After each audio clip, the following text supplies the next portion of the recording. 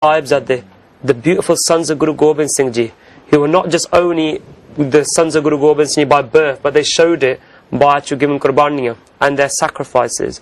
Charlie Mukte, those, and obviously the Ardas is very long. I haven't got enough time to go through all of it. Then we're going through Jinnah Singha, Singhni. I was just looking at their siddiq, and each time we mention these Guru Sikhs, because Tina di kamai da dhyan tarke khalsa ji bolo ji Waheguru. Remember them and say why, because that's the only word which comes up when you're thinking of these. Waheguru, Waheguru.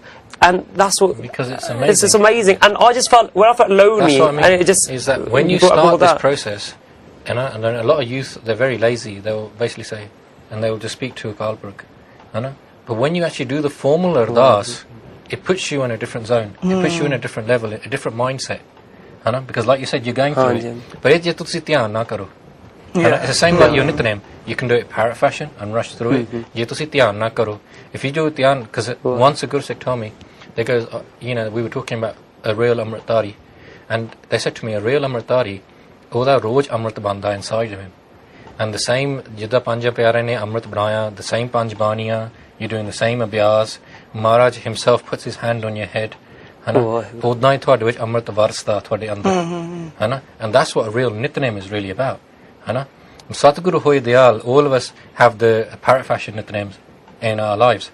But our aim should always be to have that real, to have it real pijnaya in to feel the nectar. Like people say, when it's raining, that you become soaked in it. And that's how you get soaked in your Nitnem. And just like we go to Kirtan Nabaz, etc., you get soaked in Gurbani. Your mind gets soaked in it. You're like a sponge. That's how it comes in.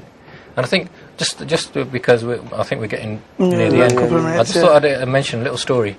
I remember when I was very new to Sikhi, and I was actually doing my dissertation, and I had 1 weekend left, and like most people, you leave it to the last minute.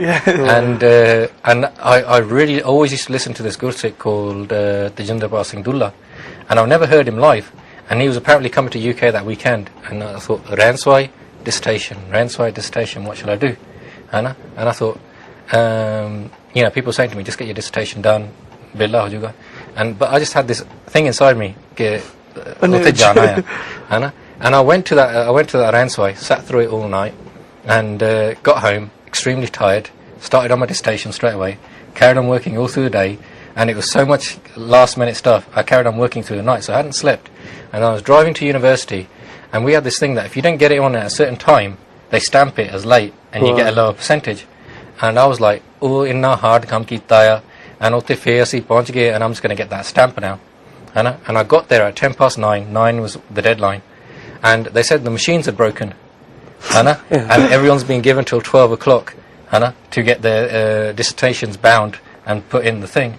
And I thought, Rab rakha, ke sangat bhi hogi, abhi kam bhi ho gaya, ke Maharaj is looking after me, and I felt really blessed. I thought, Maharaj, you really helped me out this time, And I remember later on, I was reading this var by Gurdas Ji, and he was talking about the person who went, who was working hard, but then he went into the Sat Sangat, and then he got so immersed in it, he got so immersed in it that he forgot about his work, and he came back days later and thinking, I must be really behind in my work, and when he got there, all his work had been done for him, and in Guru Sikhs, none of us are really, I would class us as really spiritual, because when you meet really Guru Sikhs, spiritual Guru Sikhs, you realise that we're nothing, we're nowhere near them.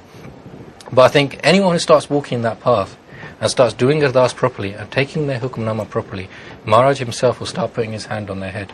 And then so many things happen in your life, and you realise, first people think, is this a coincidence or not? And then you realise so many coincidences happen.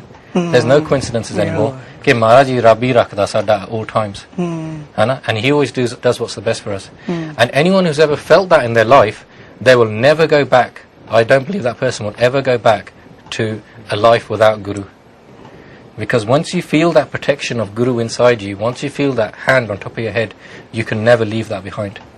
And then I can really understand how people gave their Shahidyan, gave all this, like we see at the times of by Mani Singh and all these other people. I can purely understand how them Bibiyan that had their bache around their necks, because they had the hand of the Guru on top of their head. And they can never imagine a life without that.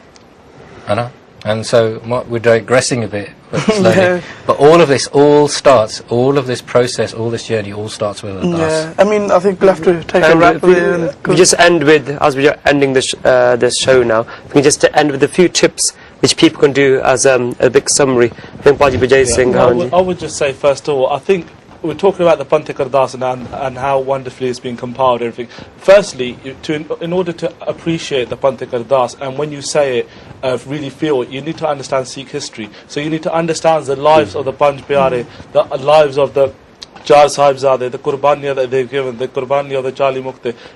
Otherwise, it's just you saying it. So that's what I mean. You need to actually research history of Ardas first and understand what you're actually talking about when you're doing the Panthik Ardas.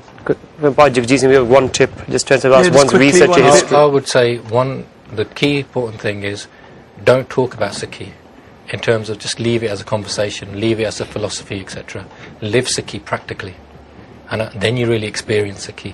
We can have enough discussions, but when we talk about Ardas, just do Ardas, have a conversation with God, and then you will understand God. Discussion points, there's so many religions out there, and sometimes I think these people, they're talking about ideologies, and when I look at Sikhi, I see practical people living with God around them. And I think that's what the way Sikh should come across. Sorry, do you think we'll have to wrap up now? Wrap up. I think there's some good tips there. Another quick tip is if you could try and remember the Ardas. I mean, for me, remembering it, getting it gone is better than, because I used to read it off a Gotka first when I was first going to Sikhi, and then slowly March get Padana, I got it gone and be able to do it, and that means you can do it anywhere. Once you've got something, you can do it anywhere. But quickly before we go, just to say that next on the Sikh channel we've got Radar Sahib coming on, so if you'd like to stick around for that. But from all of us, I think it's a wrap, and finish up with the Fateh. Waheguru Ji Ka Khalsa, Waheguru Ji Ki Fateh.